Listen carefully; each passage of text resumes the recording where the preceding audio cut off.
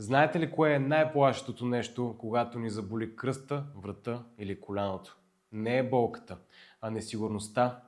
Като хора често се лутаме в омагьосан кръг, пием болко обезболяващи за плексит и си слагаме на коленки и се надяваме на магия. Но тя не се случва. Чувстваш се предаден от собственото си тяло, затворен от диагнози, които звучат като доживотна присъда. А ако си терапевт, ти познаваш онова тихо чувство в края на деня, когато пациентът те гледа с надежда, а ти не си сигурен дали просто галиш проблема или наистина го изкореняваш. Стига толкова. Тялото не е предател. То е съвършена машина, която говори език, който просто сме забравили. Днес ще ви върнем вярата, че болката не е задънена улица, а просто грешна посока. Влизаме в света на концепцията Сириакс, детективският метод, който учи терапевта да не вярва на това, което болката му говори, а на онова, което тялото му показва. Ще разберете защо плекситът е най-голямата лъжа в кабинетите, защо болката в коляното често е вик за помощ от кръста и как страшните дискови протрузии могат да бъдат овладени без нито един разрез. И това е важно за всеки един от вас, който отказва да приеме болката за негово ново нормално. Защото здравето не е просто липса на болка. Здравето е да можеш да бъдеш активен, да спортуваш и да живееш живота си на пълни обороти, независимо дали си на 20 или на 70 години. Моя гост днес е човек, който учи лекари и физиотерапевти на този занаят, както в България, така и в чужбина. Христо Димитров, доктор по кинезитерапия и международен инструктор по методиката Сириакс. Докторе, добре дошли. Добре заварил. Калуяне? Нека скочим директно в дълбокото. Защо в ерата на изкуствения интелект и роботиката все още нашите ръце и ум са най-добрият скенер за човешкото тяло и как методиката Сириакс ни учи на това нещо? Да започнем малко още по-назад, да кажем някои думи за Джеймс Сириакс. Това е английски ортопед-хирург, на който дължиме една стройна система за диагностика и терапия на мекотъкани лезии и гръбначен стълб. Чудесно. Човек е работил от 1937 до 1985 година активно, за да може да развие една прекрасна система за диагностициране на мекотъкани лезии в ортопедичната медицина, както и на оперативна терапия. Тоест това е една методика, която е разработвана с години. Предполагам и до ден днешен все още. На практика неговия живот е ортопедичната медицина. Да. Веднъж се го питали в какво вярвате и той е казал: вярвам в ортопедичната медицина. Не случайно го наричат бащата на ортопедичната медицина, други го наричат Айнщайн на ортопедичната медицина. Целият си живот той е отделил, за да може да създаде тази система за диагностициране на всякакви мускулно-скелетни дисфункции. И терапията им, естествено. Да, също той е живял във времената, когато проучванията са били доста по-практични. Знаем, че е правил директни инжекции, чрез които е успял да достигне до доста така научни. Един пример ще дам. Реално погледнато, за да докаже, че основният източник на проблеми в ломбалния дял или в кръста, познато при пациентите, това е междупречния диск или конфликта между прешния диск и твърдата мозъчна увивка, така наречената дура матер. Да. И за да докаже това свое твърдение, което има голяма стойност, той е поставил над 40 000 инжекции през сакралния канал Hiatus sacralis с един слаб анестетик, познат като новокаин, като търговска марка новокаин, и е инжектирал на пациенти с проблеми в кръста, в канала.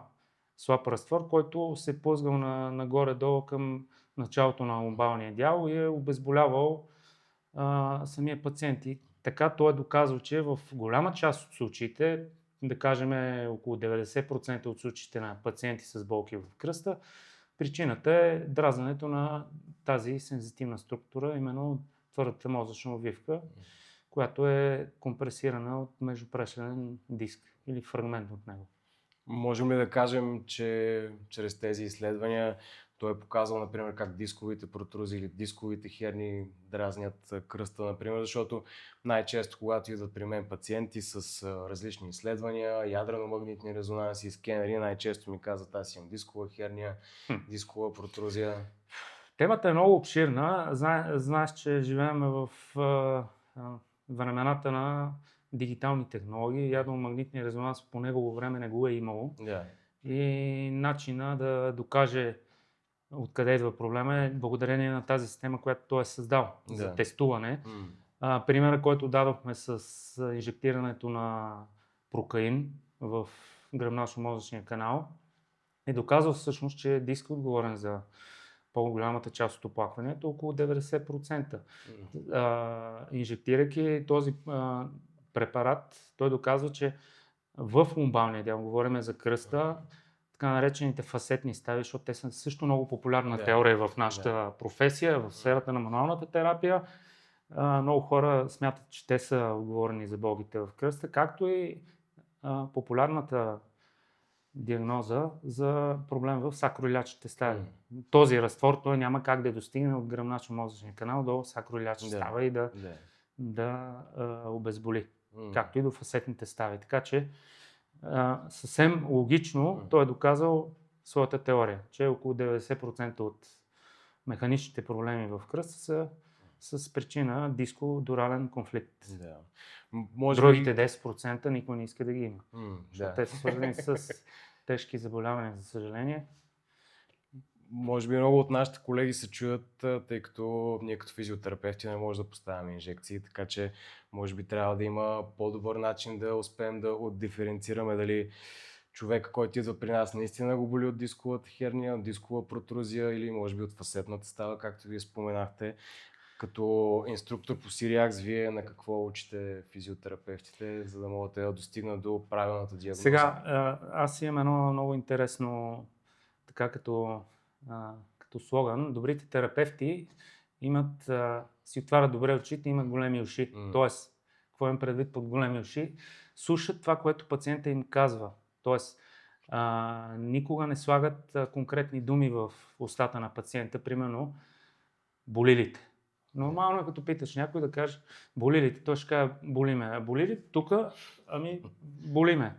Просто използваме винаги неутрални въпроси към пациента и казваме, примерно, този тест променя ли нещо. Защото, примерно, ако дойде пациент и, примерно, застанал прав пред нас, преди да започнем функционалното изследване, винаги го питаме в момента какво усещаш. И той казва, примерно, боли ме в кръста отляво.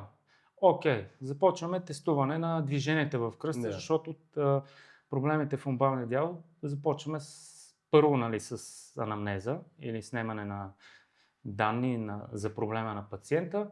След това продължаваме с тестуване, функционално тестуване, което е нашата работа. Това е нашето оръжие, за да диагностицираме кой е всъщност причинителя на проблема.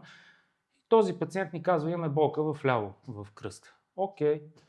Тогава направи движение назад. Ние го наричаме екстензия, т.е. за наклони на кръста назад. И в този момент, ако опитаме боли ли те, той ще каже боли ме. Нали? Но болката може да се разпространи надолу по кръка, което е ценна информация. Това ни дава информация за това, че болката се периферизира, т.е. тя излиза извън центъра на гръбнака, което е признак за усложняване на проблема. Тоест, това е един пример, при който неправилно зададените въпроси могат веднага да доведат до объркване в нашата, да кажем, функционална диагностика. Тоест, ние като терапевти можем ли да кажем до каква степен се осланяме на образната диагностика, ядрено-магнитния резонанс, скенера, или може би е по-важно анамнезата, въпросите, или може би тестуванията, или може би някакъв микс от всички тези неща? Значи, ако го разгледаме като един пъзел, всяко едно парченце и приемаме, примерно, че анамнезата или историята на проблема на пациента е едно парченце от пъзела, тестуването е второ. Ние трябва да и други факти, примерно къде е локализацията на болката, дали имаме така наречената местеща се болка. Нали? Всички тези неща, когато сглобиме, дават цялостната картинка на пациента и какво трябва да направим като терапия. Сега, естествено, знаете, че в днешно време повечето пациенти имат достъп, и то много добър достъп, до образни изследвания, най-често ядрено-магнитен резонанс. Да. Много хора са допълнително застраховани, идват с готов резонанс. В крайна сметка, резонанса е едно допълнително образно изследване, което може в повечето случаи е отлично за диференциална диагностика. Значи, когато дойде, примерно, млад пациент на 25 години с образно изследване на кръста поради болка в кръста, и видиме някаква дискова протрузия, смятате ли, че това задължително означава, че него боли от дисковата протрузия? Или, примерно, да вземем един пример, нашите баби и дядовци, ако им направим резонанс, примерно, или други асимптомни пациенти, смятате ли, че няма да се намери някоя протрузия или стеснен форамен в гръбначния стълб? Всъщност, на практика може да имаме много фалшиво положителни, фалшиво отрицателни отговори от едно образно изследване. Тоест, моето послание е да се прави функционална диагностика. Да. И правилно тестуване. Естествено, всеки едно парченце от пъзъл е важен в нашата работа. Ами всъщност много колеги по целия свят, както и лекари и терапевти, участват в проучвания, свързани с ядрено-магнитния резонанс и гръбначния стълб. И навсякъде това, което показва, е, че имаме пациенти с ужасни изследвания, т.е. тези хора не би трябвало да могат да ходят. Но те си ходят. Тях няма нищо. Те си ходят. Точно това е. Има доста проучвания, направени на асимптомни пациенти или пациенти, които нямат болка в кръста, при които се откриват дискови протрузи. Но има и такива, които на образната диагностика им няма нищо, но всъщност идват и казват, не мога да хода. Болиме, 14 от 10 е болката. Сега е ясно, че болката е чисто субективно възприятие от страна на пациента, но в крайна сметка ние сме терапевти, трябва да вярваме на пациента. Добре, доктор Димитров, да речем, че сме успяли да стигнем до корена на проблема. Как бихме го третирали, тъй като днес кабинетите са пълни с космически уреди, високоенергиен лазер, текар, шоково-вълнова терапия, всякакви такива модерни уреди за 10 000 евро и често, например, аз виждам, че нормалните хора, както и спортистите, повече търсят тези неща, тъй като си мислят, че тя има някаква добавена стойност и на фона на това нещо може би Сириакс за някои от нашите колеги или за пациентите изглежда като много старомодно, просто един човек, който има много знания, който е тренирал ръцете си. И това... той на практика, Джеймс Сириакс, той е ортопед, той е лекар. На практика е използвал целия арсенал на медицината, за да създаде тази система за диагностициране и терапия. Така че той на практика на база на дългите години работа е достигнал до това нещо. Отделно всички, как да кажа, негови последователи и наши колеги физиотерапевти всички отчитат неговия принос за това нещо. Да не говорим, че сега в крайна сметка не е лесно да се мисли. Значи на някои наши колеги им е много по-лесно да влезе пациента, да легне и да му направят един ултразвук или един лазер на кръста. Нашата роля като, предполагам и твоята, съм сигурен, че като човек, който е преминал цялото обучение по Сириакс, е бил на доста workshopи, на които ние виждаме реални пациенти, виждаме какъв е ефекта от диагностиката и терапията. Знаеш, че ние обичаме активния пациент. Ние не сме как да го кажа, трябва да избягваме нашето амплоа на бизнесмени. В крайна сметка, първо ние трябва да сме терапевти и да помогнем на пациента. Те това го оценяват. Тази меркантилност, която е в нашата сфера, доста често има друг ефект. Аз също предпочитам активната терапия, тъй като това дава на пациента една възможност да се оправя сам и също така по този начин му давам сила и той започва да вярва в себе си, че не е счупен и наистина може да се оправи. Но това, което се чуди, може ли един апарат, колкото и модерен да е той, да замени палпацията, дълбоката фрикция, манипулациите и всъщност това са основните точки в лечението при Сириакс? Абсолютно няма как да замени. Това са естествени подходи, които влияят конкретно на структурата, която е проблемна. Ние, за да направим някаква терапия, първо трябва да установим, че, да кажем, болката е в кръста, за нея е отговорен този дискодурален конфликт. И конкретно, когато вече имаме заключение, поставена хипотеза за проблема, че имаме такъв конфликт с диска, пристъпваме към манипулация. Манипулацията си е, много хора го възприемат и то си е като мануална терапия. Yeah. Терапия с ръце. Това са различни типове техники, най-често ротационно-екстензионни за ломбалния дял, които на практика намаляват, редуцират този конфликт между диска и твърдата мозъчна увивка. Истината е, че това е илюзия, че всяко едно нещо може да се редуцира. Ако ти чакаш примерно 2 месеца и те боли кръста, започва да те боли кръста централно, после почва да се премества в ляво, продължава да се те боли кръста, после в един момент почва да слиза към дупето и накрая изчезва в кръста и почва болката в кръка. Нали? Ако чакаш да се стигне до този момент, просто няма как да стане. Това е една еволюция на ишиаса, която много хора пренебрегват. Това, което си мисля, когато споменахте манипулациите и как въздействат, точно ще да питам, че всъщност може ли да се каже, че мануалната терапия по-скоро въздейства механично, когато имаме механичен проблем, докато апаратната физиотерапия там по-скоро влияеме физиологично? Ако имаме механичен проблем, как да го решиме с ток или с ултразвук? Нали? В смисъл, виждаш тук каква е логиката, няма как да стане. Трябва да има механично въздействие, това става с мануална терапия. Манипулация и мобилизация.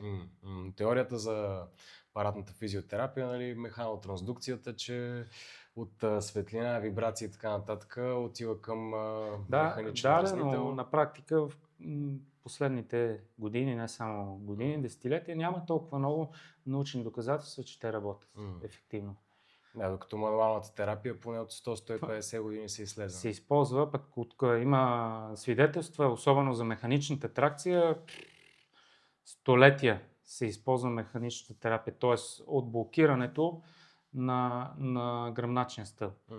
Ако има достатъчно данни за това нещо, всеки един от нас знае, че ако се увиси на лоста пред блока и ако му изпука гръбнака, това го облегчава. Да. Или повечето, виждаш си повечето хора ходят и Сами се пукат, което не е търсен ефект, но това ги облегчава.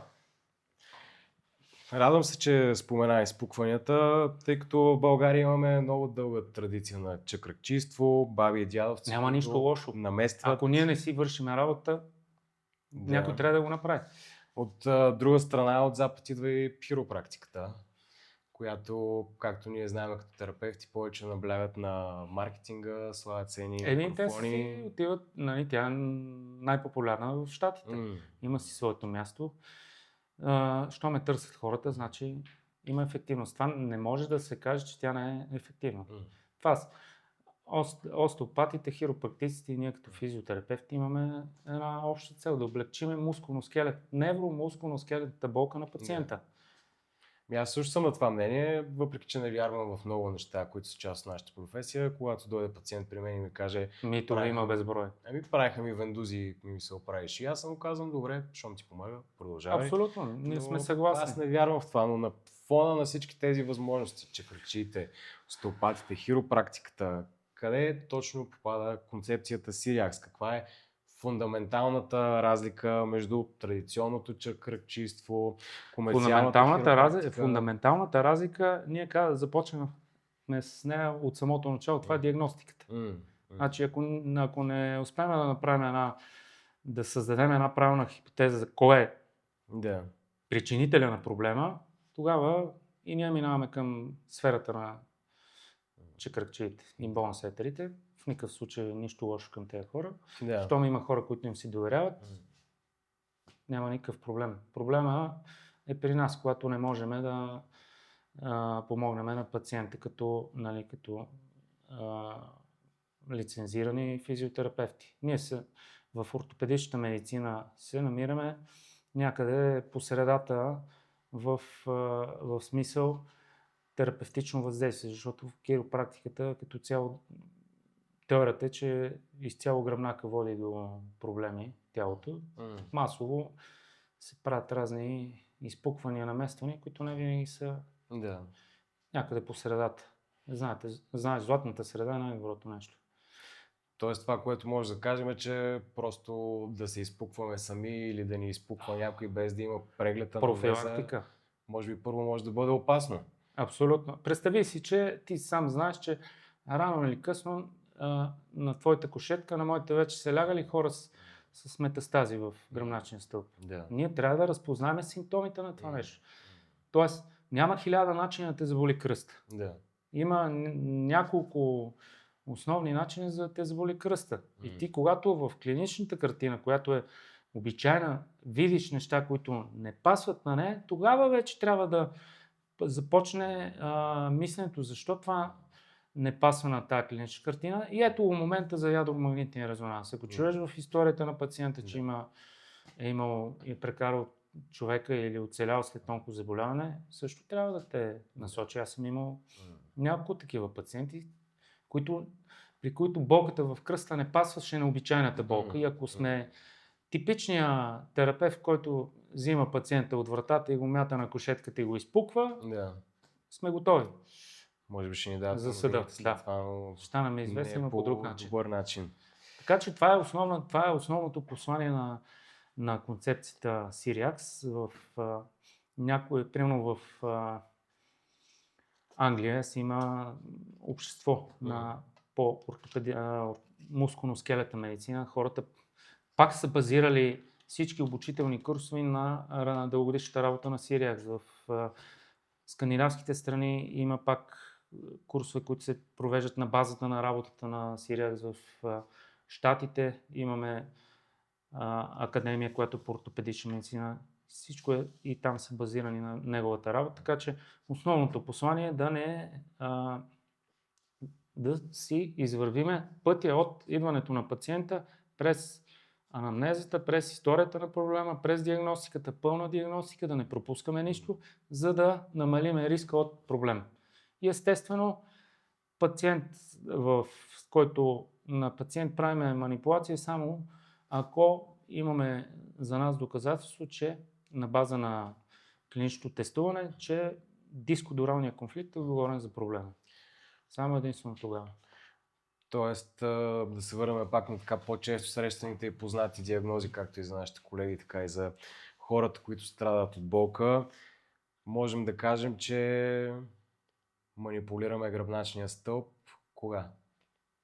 Когато имаме достатъчно данни от клиничното изследване, че имаме дискодурален конфликт, т.е. дискова протрузия, която притиска твърдата мозъчна обвивка или нервното коренче. Като двете клинични картини са съвсем различни. Като притискането на твърдата мозъчна обвивка, т.е. имам предвид структурите, които са вътре в гръбначно-мозъчния канал, и коренчето е втората структура. Когато имаме притискане на коренчето, разликата е отчетлива. В зависимост какъв е натиска, ако е по-лек натиска върху коренчето, ще имаме болка. Ако имаме малко по-силен натиск върху коренчето, ще имаме плюс болката и парестезия или изтръпване, мръвучкане. Ако имаме сериозен натиск, то ще бъде след това ще имаме мускулен и двигателен дефицит, т.е. парези. Една от най-честите парези в кръста е това да ви пропада ходилото. Така че разликата е сериозна. Т.е. за да се стигне до ишиаз, преди това е имало предварително история на проблеми в кръста, която се неглижира от нашите любими пациенти. И повечето от тях предпочитат разни пасивни терапии, за които говорихме, а не те да бъдат активния пациент. Ами всъщност много често при мен, например, идват хора, които казват имам дискова херния. И тъй като Чудесно. Говорихме преди малко за това нещо. Сириакс беше първия курс, който аз карах. Всъщност той ми помогна да се почувствам готов да започна да работя сам, да започна наистина да лекувам хората и винаги И да си сигурен. да съм сигурен, че правя правилните неща, независимо дали ще ги манипулирам или ще използвам нещо друго, тъй като вече имам по-голям арсенал. Но голяма част от тях също имат и ямарата и се оказва, че дисковите им херни не са активни. Това, което си говорихме, че може ядомагнитният резонанс да бъде фалшиво положителен, фалшиво отрицателен. Има достатъчно научни проучвания, които показват, че при асимптомни пациенти ви се намират дискови протрузи. Но от друга страна имам и една история от личния ми живот. Преди така 10-15 години вече не се занимавах с това нещо. Бях млад и зелен, не бях физиотерапевт. Дори не бях и в България. Майка ми получи пристъп, неврологична симптоматика вследствие на дискова херния, истинска активна, скенер, всичко си се вижда възпалението. Отишла при един доктор така по препоръка, той работи с националния отбор по футбол. Доктора е много добър, сега това е история, но майка ми казва, доктора каза, да, влизай, знам, болите тук, там, лягай, въобще нито анамнеза, нито е прегледал, нито нищо видял. Основният препъни камък в нашата професия. Всъщност направил е така ротационна манипулация. Да, това тя няма различни посоки, в които да се прави мануалното въздействие. Във всяка една от, дали ще си остеопат, хиропрактик или физиотерапевт, посоката е голяма част от случаите е ротационна и екстензионна. Също това, което станало, че не е станало по-зле. Така че може би е добре да споменем, че когато човека има истинска активна дискова херния, трябва да направим преглед и когато прегледа показва, че наистина дисковата херния е проблема, да не го пипаме този човек. Може би тогава хапчетата, лазера когато дойде пациента и ти легне на кушетката и половин час се завърта от легнал по гръб в странично положение, за да може да му направиш манипулация, видно, че възпалителният фактор е много по-голям и в тези случаи е много важно пациента наистина да приема медикаменти и да оставяме няколко дни да премине тази супер остра фаза и тогава да го подложиме на мануална терапия, мобилизационни и манипулационни техники. Не всичко на всяка цена, но клиничната картина го показва. Ами, това също е една тема, която мислех, че е добре да обсъдим, тъй като старото схващане при всякакви болки, дай му 3 дни лежане, хапченца, малко нестероидни противовъзпалителни, може би е добре да кажем според Сириак, според вас, кога е добре да има почивка, кога е добре пациентът. Значи, когато е много остра фаза, ето примерно, давам ти пример, освен манипулации, ние в арсенала ни е и така наречената механична тракция или екстензия. Позната на български екстензия и често прилагана в санаториумите в Павел баня. Ако ни гледате, лайкнете. Да, ние ви обичаме. Вършите страхотна работа. Въпросът е, че когато сложиме много често това на база на емпиричен опит. Сложиш един остър пациент, който се завърта от тилен лег страничен половин час и го сложиш на тракцията, после той се чувства по-добре по време на тракцията, но след това нещата се влошават. Тоест, когато имаме супер остра фаза, пациента по-добре да приема медикаменти и когато вече почне да има някакви движения, да не е блокирал изцяло в леко приведен напред и изкривен, така наречената анталгична поза. Нали? Пак относителни са нещата.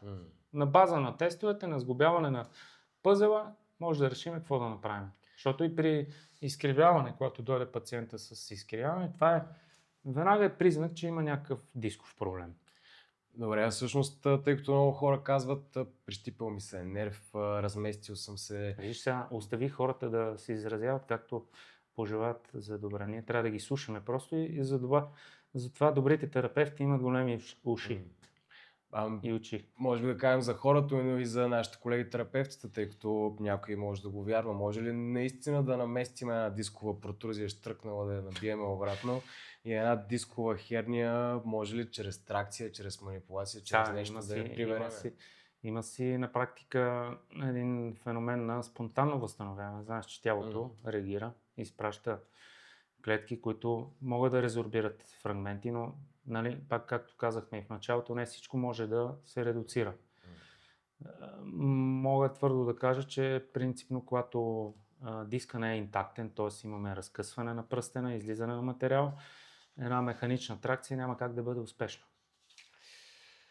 И това ще си проличи много бързо. Тоест, ако сложим пациента, прецениме, че този пациент може да направим механична тракция, го сложим на апарата и следващите 5 процедури нищо не се промени, очевидно е, че не работи. Нещата не работят. И може би тук е момента да се каже, че реално погледнато, когато ние трябва да разпознаем и лошите неща, когато има пареза, ние не трябва да си мислиме, че всичко може да направим. Това е важното да разпознаем ситуацията и когато разпознаем, че нещата върват към поява на двигателен дефицит в крайника, независимо дали е кръста или врата, да изпратим този пациент към съответния специалист и за съответното образно изследване, ама не другата седмица, веднага. Да, тъй като може всъщност за много време да станат проблеми.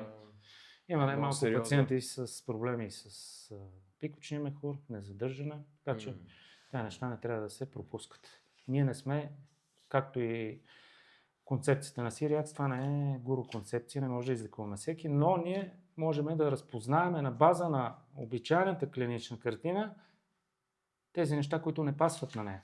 Да. Обичайният пациент с проблем в кръста, ако забележим нещо, което не пасва на клиничната картина, този пациент трябва веднага да ни светне ламбичката, че трябва нещо друго да направим. Вие засегнахте темата, че от гръбначния стълб излизат нервните коренчета, там излиза цялата нервна система почти. И много често, когато имаме проблем с кръста или врата, може да не усещаме болка на тези места, може да усещаме болка някъде другаде. И, например, в моята практика най-често срещаното нещо е плексита. Много често хората идват и ми казват, имам плексит и аз знам, че плексита е едно активно възпаление. Щом завършва на ИТ. Да, и показва една конкретна картина и най-често се оказва, А къде ти показва, че ги боли плексит? Между гърба, така на гърба, между гръбначния стълб и лопатката. А къде ти знаеш къде, анатомично, къде се намира? Покажи върху себе си къде е плексуса. Брахиали се от под ключицата. Да, и какво е общото между тази локализация и отзад? Няма. От брахиалния плексус излизат нервите, които инервират ръката. Аз лично съм имал плексит и съм разказвал и в мои ключета, че ме е боляла ръката зверски, ми била изтръпнала, имах загуба на сила, цяла нощ не съм можел да спа и просто нещо да боли лекичко гърба, някъде. Знаеш анатомично как са разположени гръбначния мозък, как е в канала, как идва след това коренчета, плексуса или сплита познат, така че болката отзад, тази, която най-често хората усещат в задната част, между лопатките до, примерно, общо казано, 6-7 гръден прешен или торакален прешен, най-често това е предадена болка от притискане на дура матер. И доказано е, че и фасетните стави могат да дават предадена болка до там. Така че че голямата част, случаите, които имат болка в тази част, те са свързани с или притискане на твърдата мозъчна обвивка, някакъв конфликт или фасетни стави, защото в шинния дял проблемите с фасетните стави са доста по-големи, отколкото в кръста. Да. И друго нещо интересно, което е. Случило си идва пациент и казва, тук ме боли. Може ли един масаж? Да. Ти установяваш, че на практика хипотезата ни е, че трябва да направим манипулация, тракция на врата.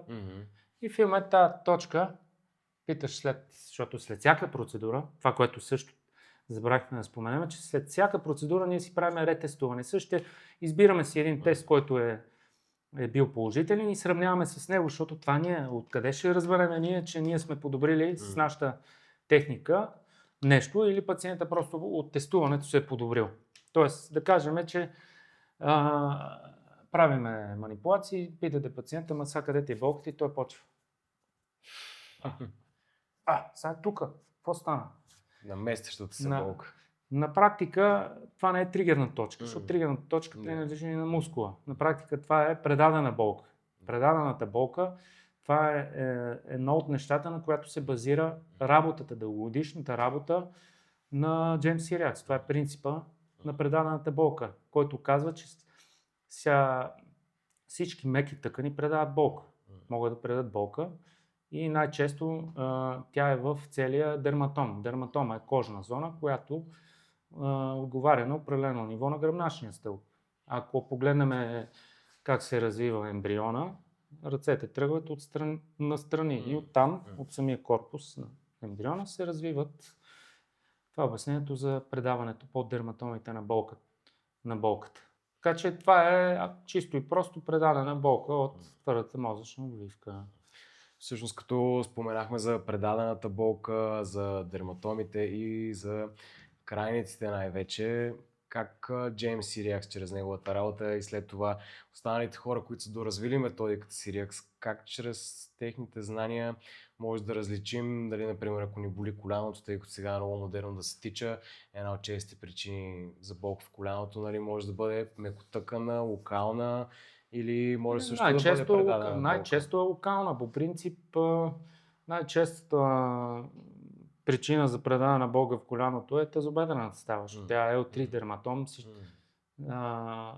Знаем къде се намира L3 дерматом. Болката може да отиде до коляното, може да отиде до средата на бедрото, но самите принципи на предадената болка, ако някой се интересува, може да направим и друг епизод, в който поговорим за нея. Предадената болка може да се предаде в целия дерматом, може и в част от него, не е задължително.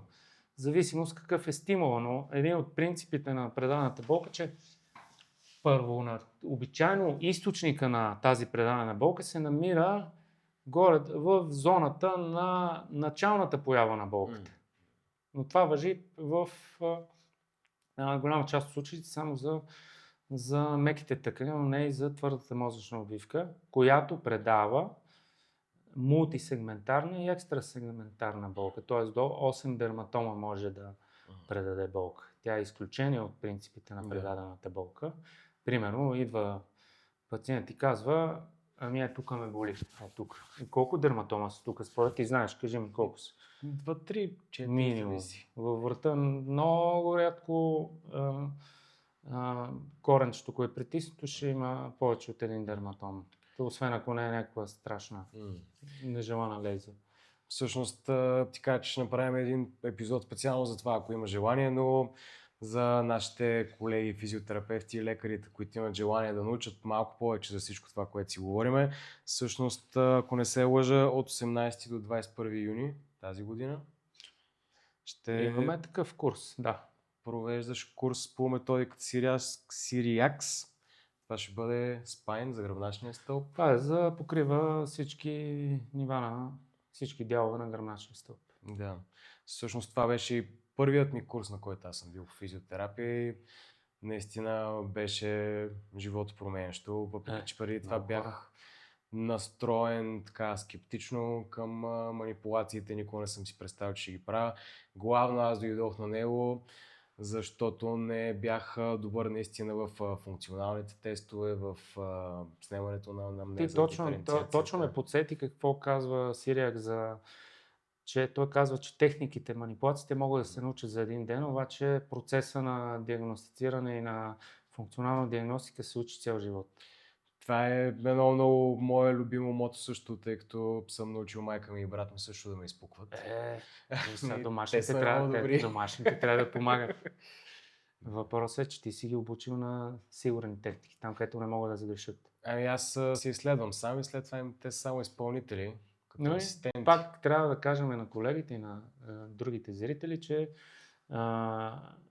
всичките мануални техники, те имат като срочен ефект. Ако, примерно, седите цял ден отпуснат и кръста ви е в неправилна позиция, няма как да ви заболи. Просто изключено това нещо. Така че пациентът трябва също да участва в терапията си. Да си поговорим малко за масажите. Често това е една такава вътрешна шега, професионална. Какво на масажите? Екстрас? Масажите са хубаво нещо. Аз обичам да хода, ама трябва малко да си минавам с машинката преди това. Всъщност, една от най-популярните техники на Сириакс, дълбоката напречна фрикция, може би попада в масажните техники. Някъде познат като дълбок трансверзален масаж.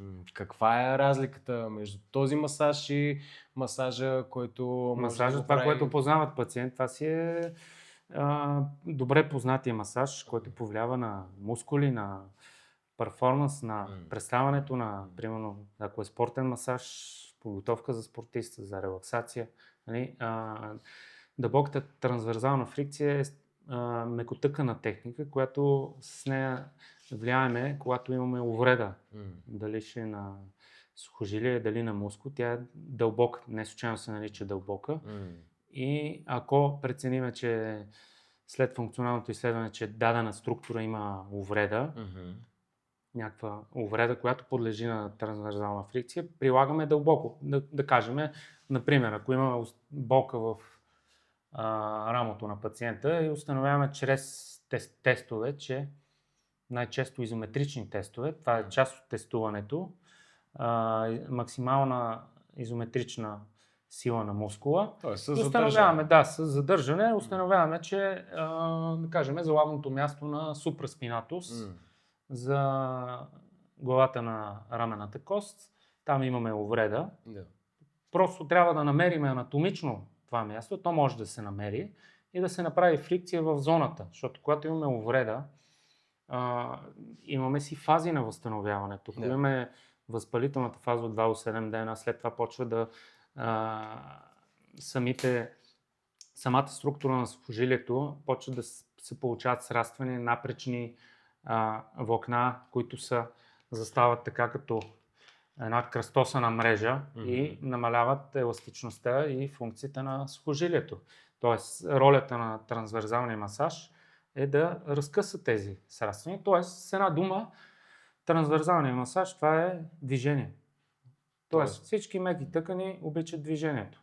Което е правилно дозирано. Но в случая, когато имаме остра фаза, това е едно добро средство за избягване, за елиминиране появата на тези сраствания в зоната на увредата. Като увредата може да бъде лека, без да има някакви разкъсвания, по-скоро някакво преразтягане, може да има и частични разкъсвания на сухожилията и при пълни естествено няма какво да правим. Когато ние се намесваме в паралелни случаи.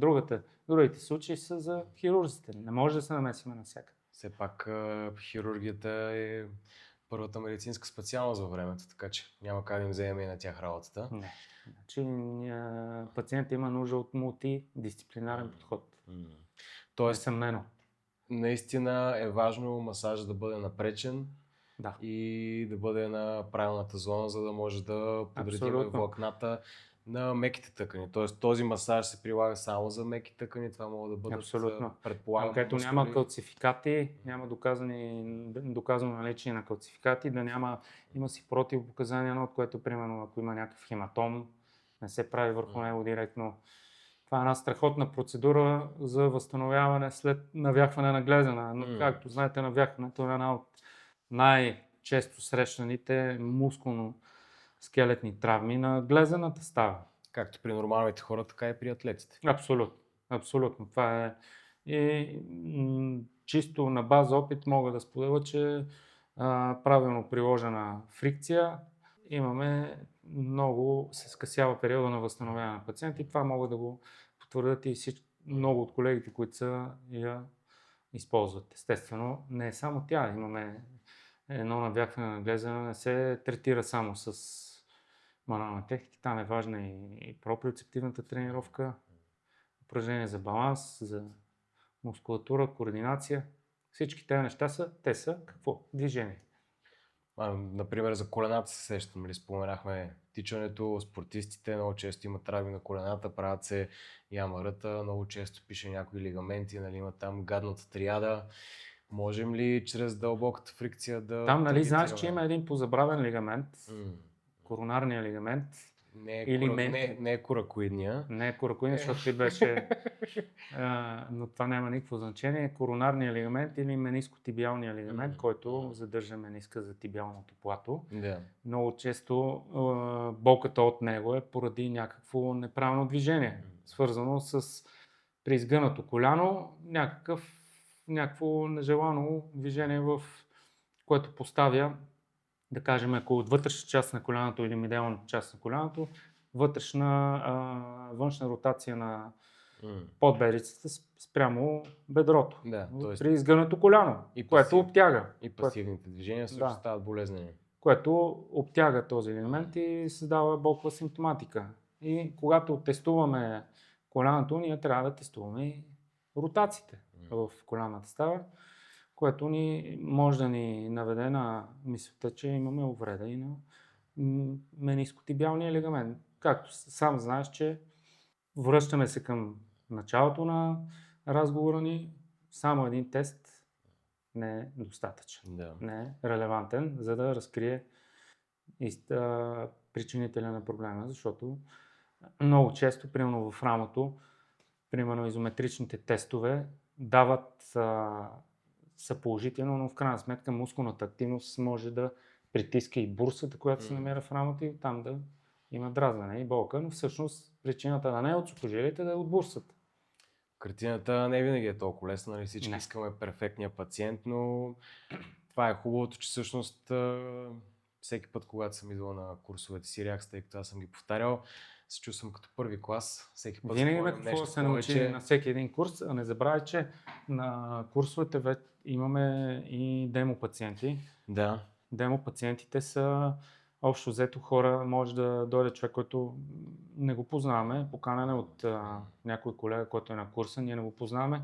И това е хубавото, че на тези курсове има реални пациенти и колегите виждат как работи точно системата на ортопедична медицина, базирана на работата на Джеймс Сириакс.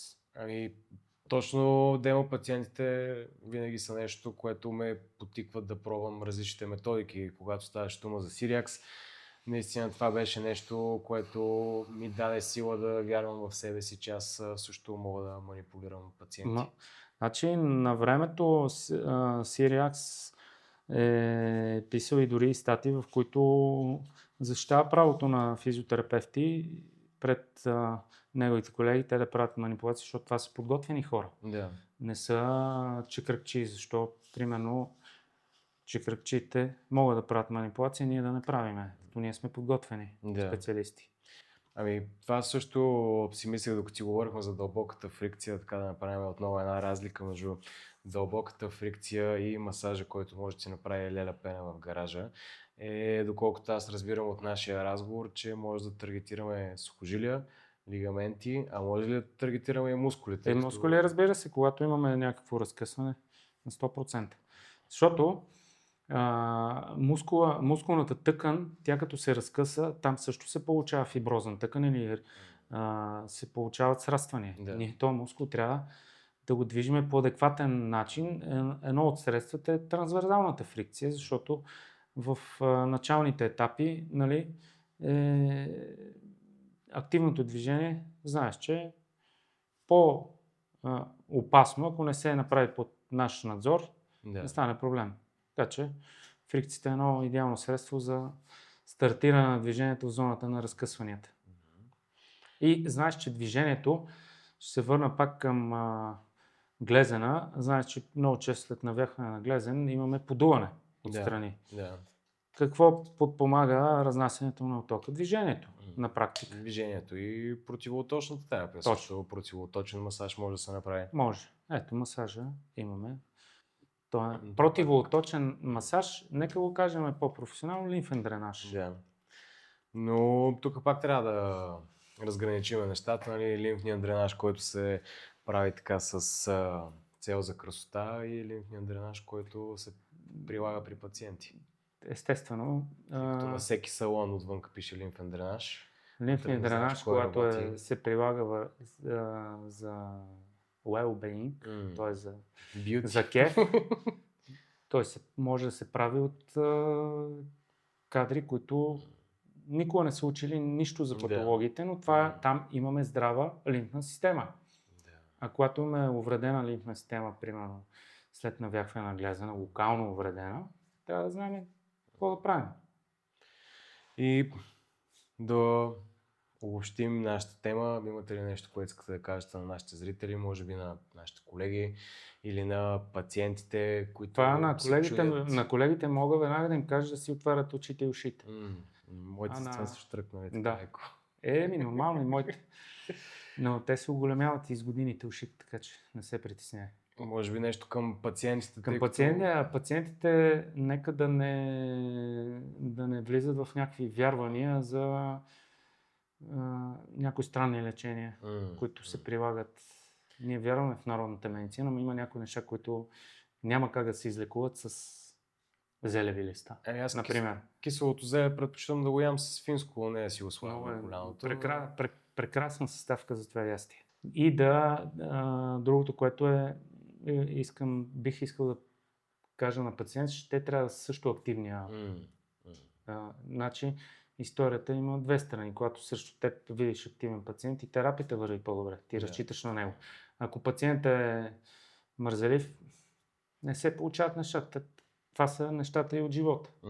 Няма как едната страна. Това е като, да кажем, като една общо взето, като бизнес среща. Ако един партньор не дава нещо, другия не е мотивиран да дава. Така че неактивните пациенти, за някои колеги те са финансово добре, но нашето виждане с теб е малко по-различно.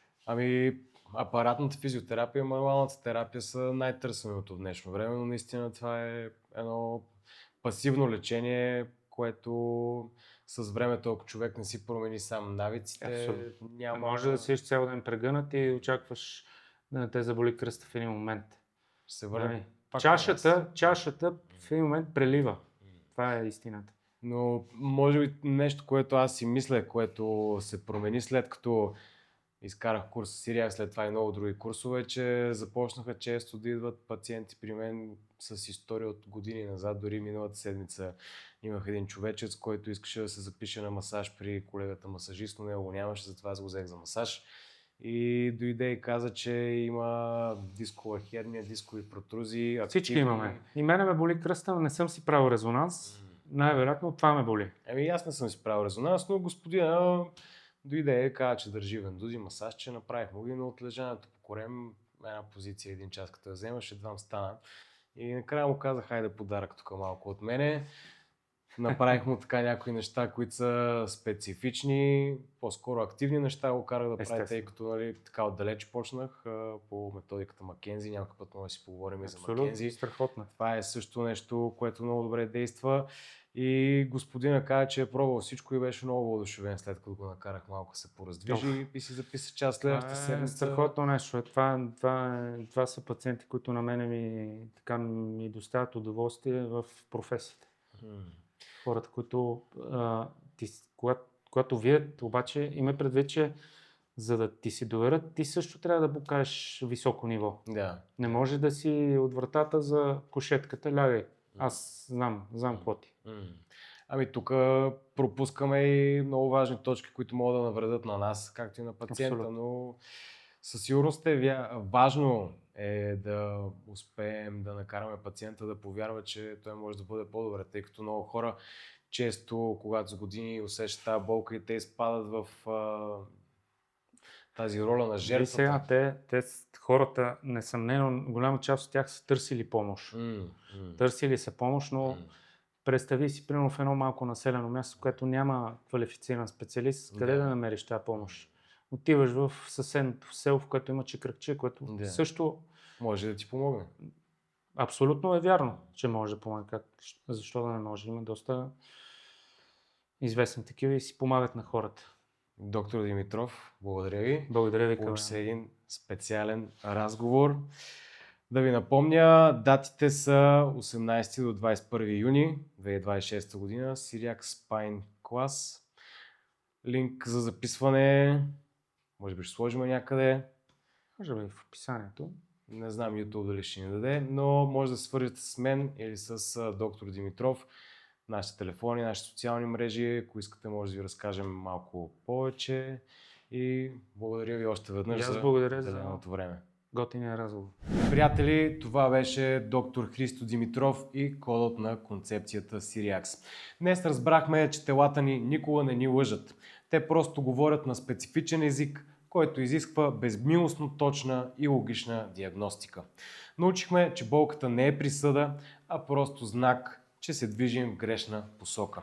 Ако сте физиотерапевт или лекар, който иска да спре да гали симптомите и да започне да изкоренява проблемите, инвестирайте в себе си. Не пропускайте Syriac Spine Class от 18 до 21 юни 2026 година.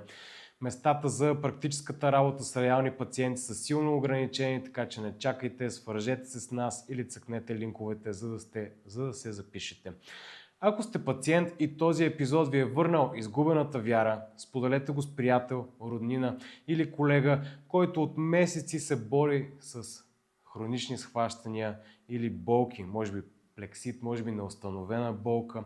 Може би точно тези минути ще му спестят години лутане по кабинетите.